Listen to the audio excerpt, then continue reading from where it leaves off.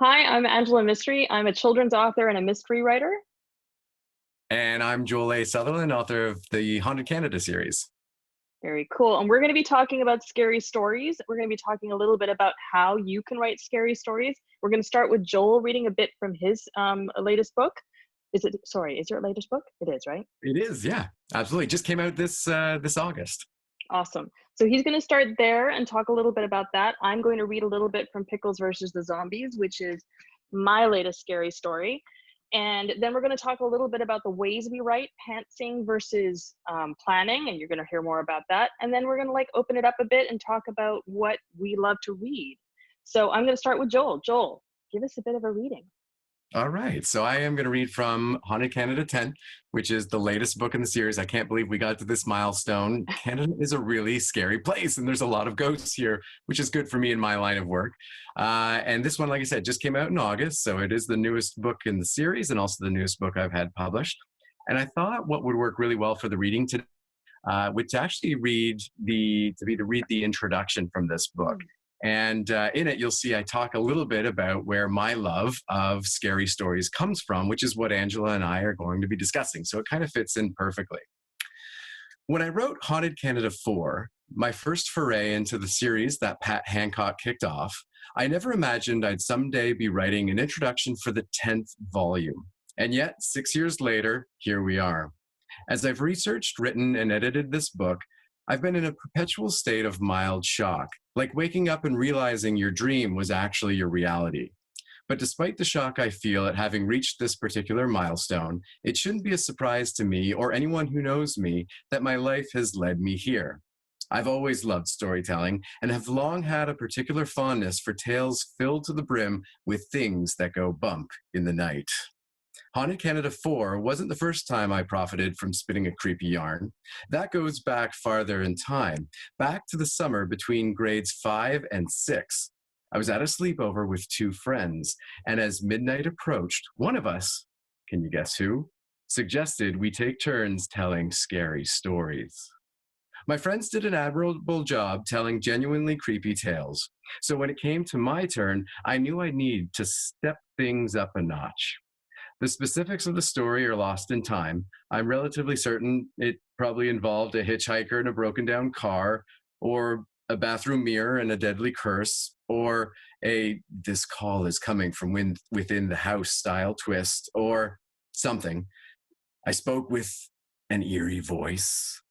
I jolted my audience with chilling sound effects, and I paused for dramatic effect whenever the tension mounted.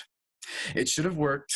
It should have been cheesy and over the top. But when I finally reached the end and took a deep breath, one of my friends reached into his pocket, pulled out $1, and placed it in my hand.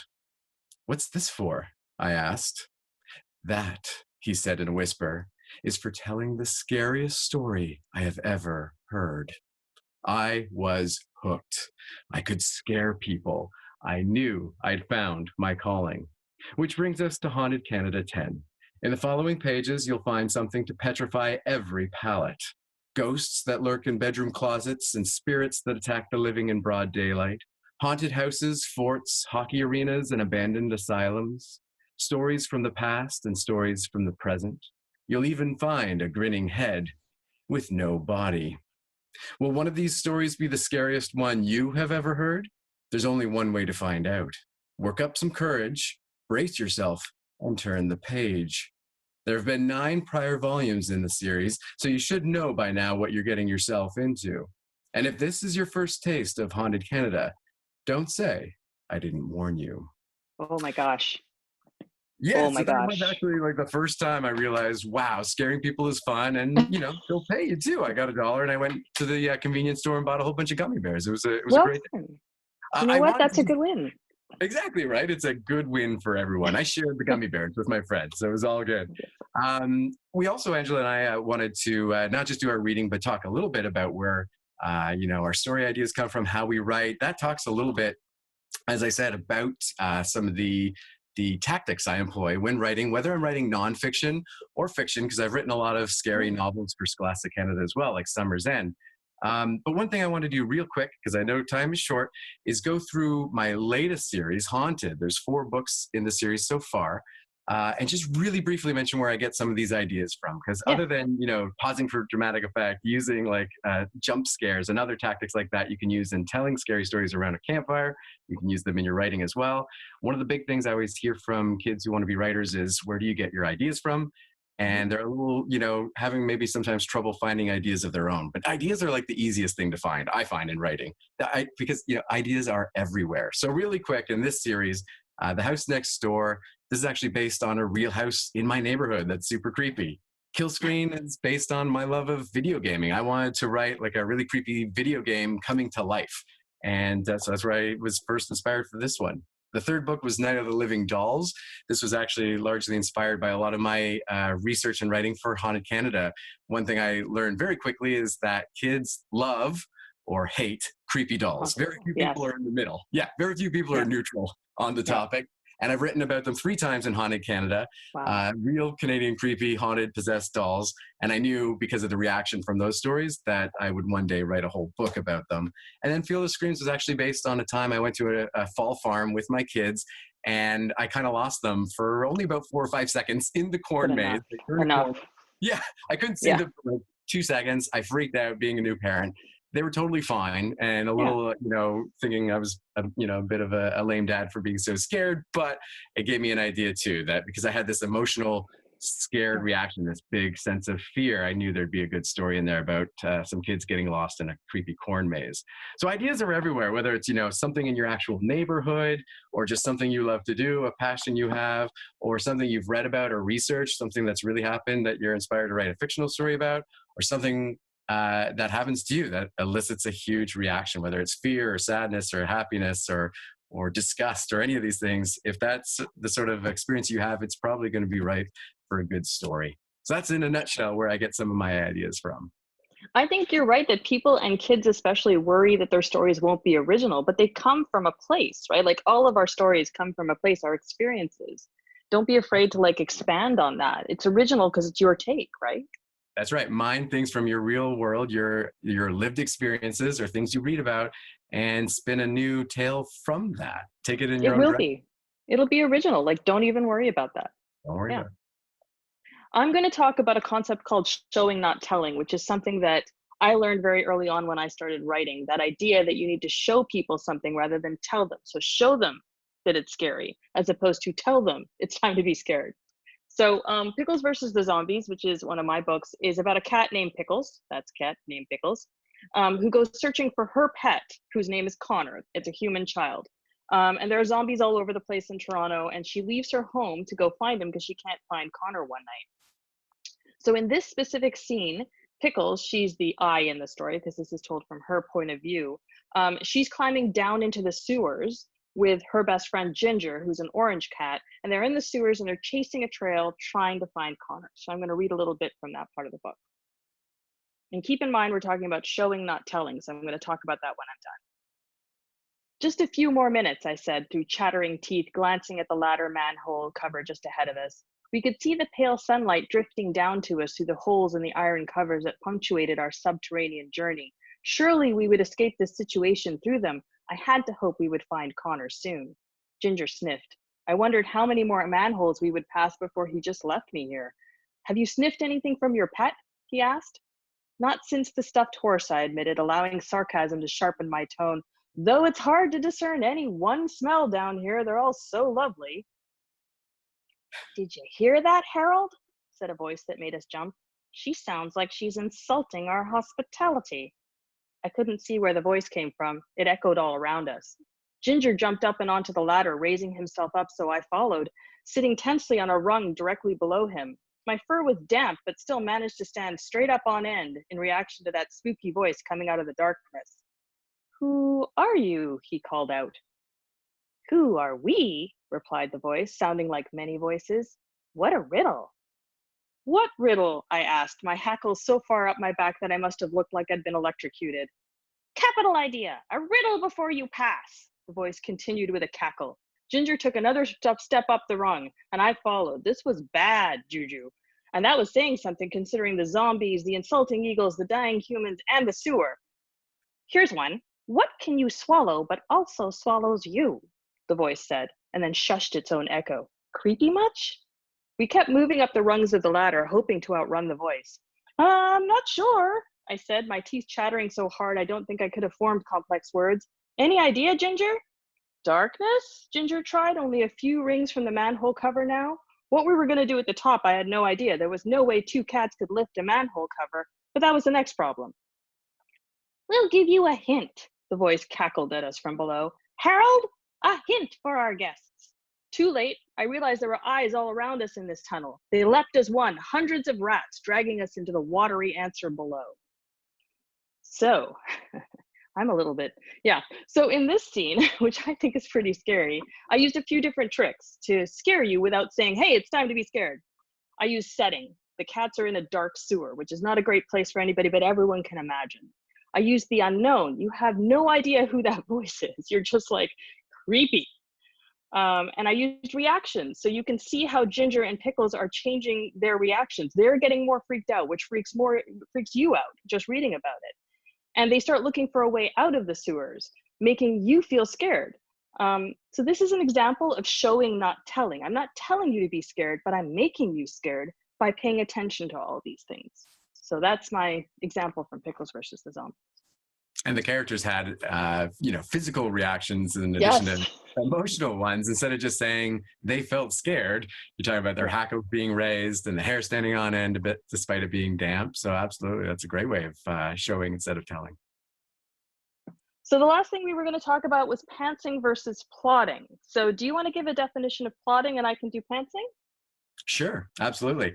Plotting is basically when a writer takes a lot of time before you dive in and start writing the first word or the first sentence of the first page and outlines the story thoroughly. That's right there. Look at that. Look at all the sticky notes.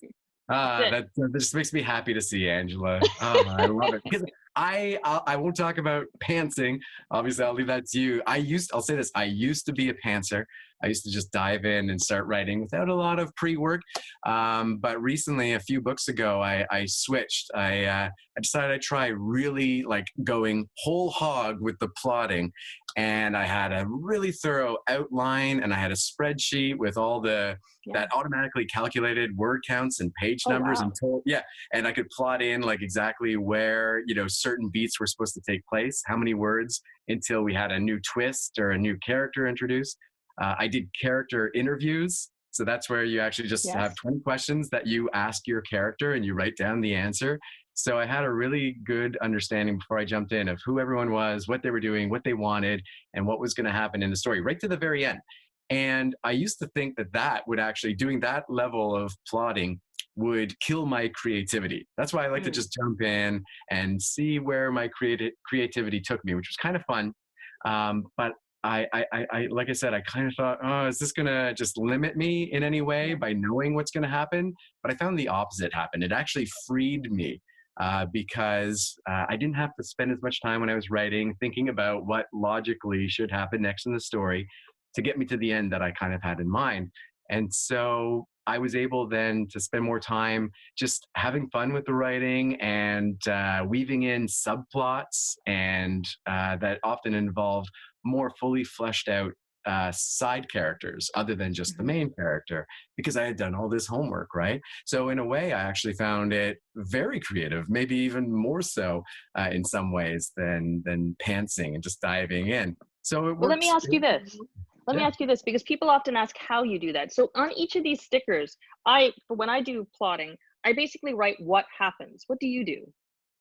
So as I said, the key I had was the best tool I used was a spreadsheet. And I actually just Googled this and found it online. I forget the name of it now, but if anyone listening was to just simply Google novel outline Excel spreadsheet, I'm sure you'd find it. It was one of the top hits for me. And it was a free spreadsheet you could download that someone had created.